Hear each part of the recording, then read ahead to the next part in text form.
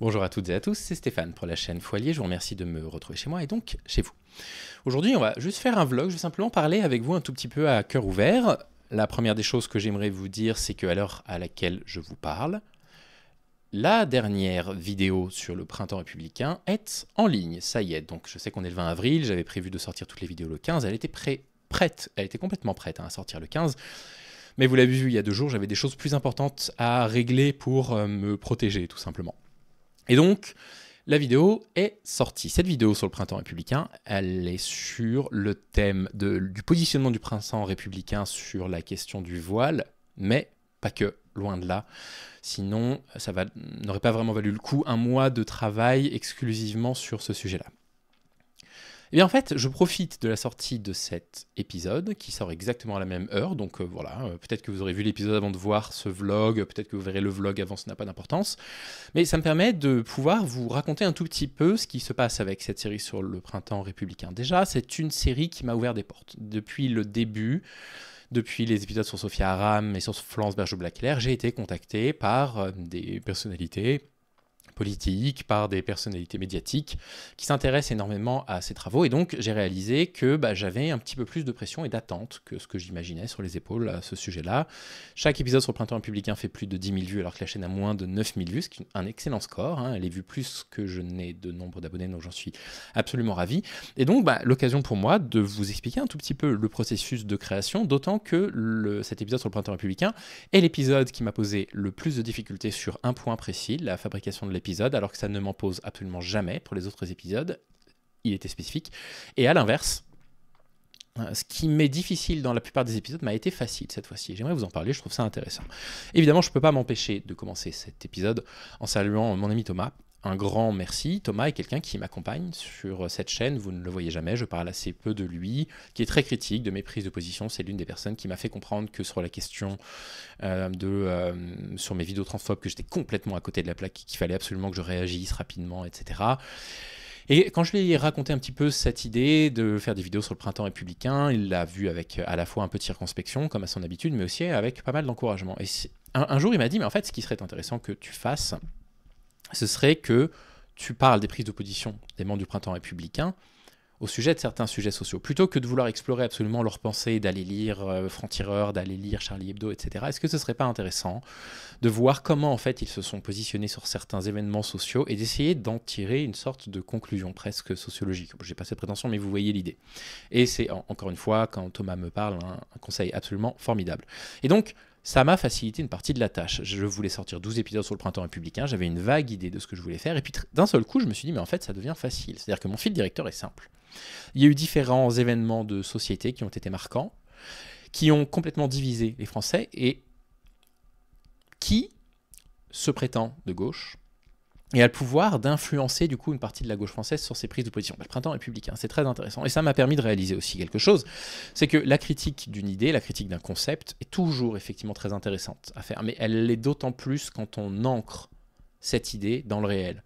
Considérer qu'une idée est quelque chose qui pourrait subvenir à n'importe quel moment de l'histoire, à mon avis, est un non-sens total. On développe souvent des courants de pensée en réaction à l'époque dans laquelle on vit. Et ça m'a aidé à prendre conscience qu'effectivement, c'est cette direction-là qu'il allait falloir que je prenne. Il nous reste 8 épisodes à sortir jusqu'à la fin de l'année. Ils vont tous concerner des événements marquants. Typiquement, je vous en donne un, Naël, la mort de Naël. Comment le printemps républicain s'est positionné là-dessus? Qu'est-ce que ça dit d'une partie de la gauche qui se soit positionnée là-dessus, ou en tout cas de personnes qui disent être de gauche? Et donc, comme bien souvent, ce que je vous explique brièvement en vidéo, c'est que je prends beaucoup de plaisir à l'écriture des épisodes sur le printemps républicain et que je peine au montage. Et je ne peine pas dans la partie purement technique et physique du montage, je peine dans ce que je choisis de vous présenter comme image. C'est difficile pour moi de sélectionner ce qui me semble cohérent. Dans le fond comme dans la forme, ça me prend un temps fou et généralement c'est décourageant. Lorsque j'ai une vidéo qui fait 1h15 et que je comprends qu'il va falloir que je trouve une centaine de vidéos et 300 ou 400 images, c'est très souvent décourageant. Il s'est passé tout à fait l'inverse. Donc l'épisode d'aujourd'hui, comme je vous l'ai dit sur la chaîne des dossiers, est sur le port du voile et sur l'Iran. Ce qui est très intéressant, c'est que ce qui s'est passé avec la mort de cette Iranienne, par la police des mœurs qui a déclenché cette nouvelle révolte en Iran a été le prétexte pour les membres du printemps républicain de récupérer cet événement, non pas pour développer un discours féministe sur l'émancipation des femmes dans le monde, mais pour attaquer les féministes en France. C'est tout le fond de ce dossier que je vous laisserai aller découvrir. Maintenant, dans le processus d'écriture, très rapidement, j'ai commencé à écrire. Comme d'habitude avec moi, l'écriture, ça va très vite. En général, en 24 heures, j'ai écrit mon script qui fait entre 20 et 40 pages Word. Moi, ça va très très vite. Le processus d'écriture, j'adore ça. Et j'en ai pour 6-7 heures à tout écrire. Et là, en fait, je n'arrêtais pas de buter. J'arrêtais pas de buter en me disant, mais j'arrête pas de dire que la situation en Iran, c'est beaucoup plus compliqué que simplement l'État iranien veut que les femmes portent le voile. C'est beaucoup, beaucoup plus compliqué que ça.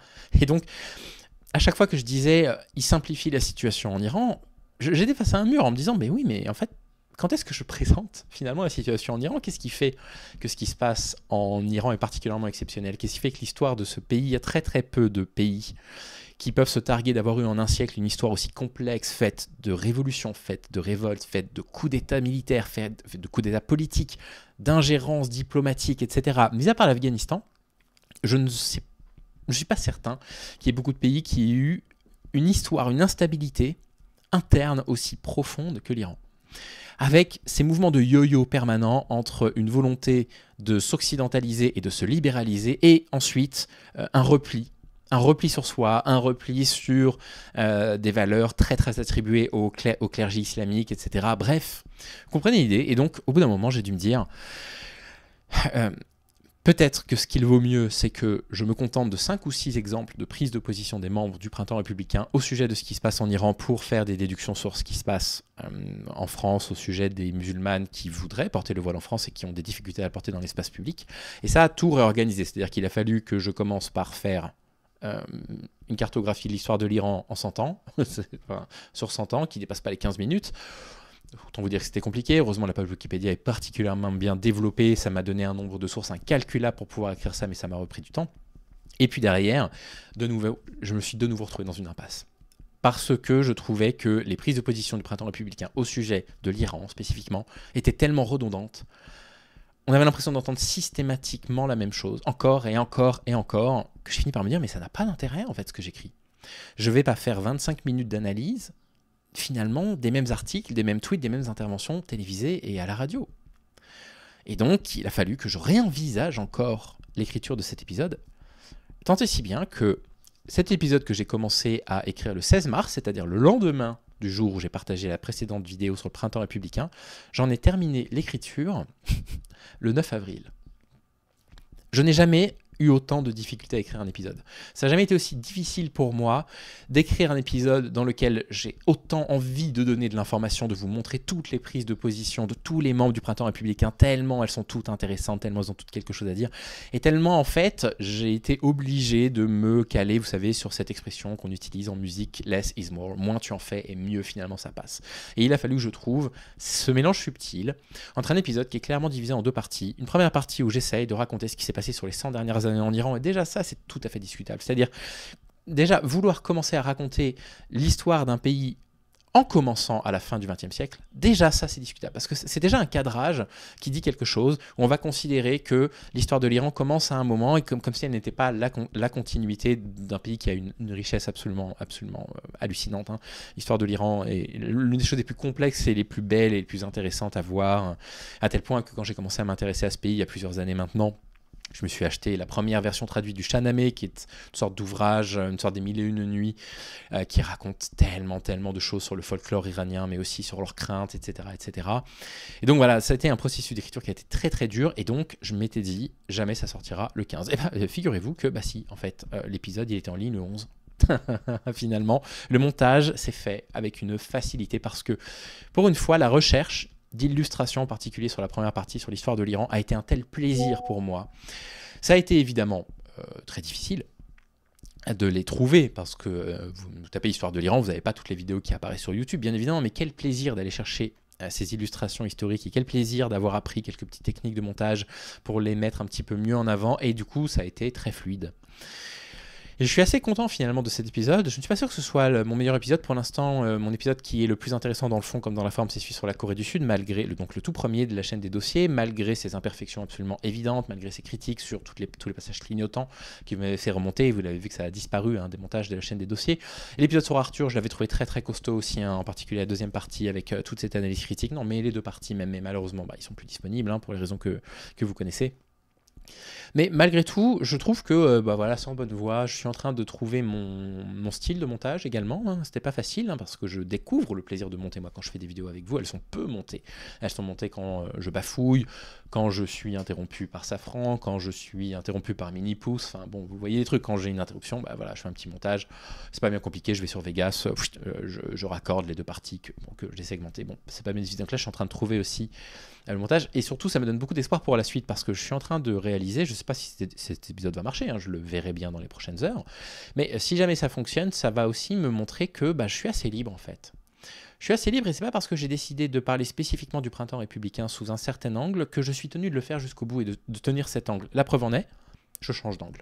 Je change de façon de faire. Maintenant, voilà, c'est pas tellement de leur prise de position et de leurs idées, du confusionnisme politique en général que je souhaite parler, mais de comment la pensée a été influencée par un groupe social en réaction à des événements sociaux. Et je trouve ça plus intéressant.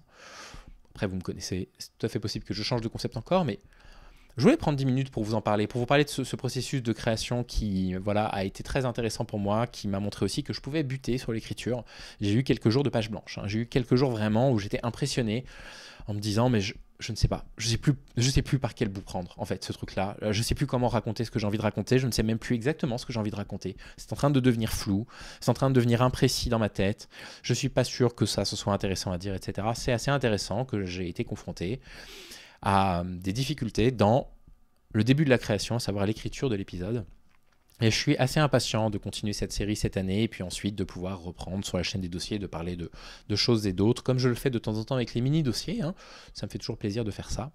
Et voilà, je voulais simplement vous raconter ça aujourd'hui. N'hésitez pas à me dire ce que vous avez pensé de l'épisode des dossiers du Faux Allié sur la chaîne des dossiers du Faux Allié plutôt. Et puis écoutez, je vous souhaite un excellent dimanche. À bientôt les amis.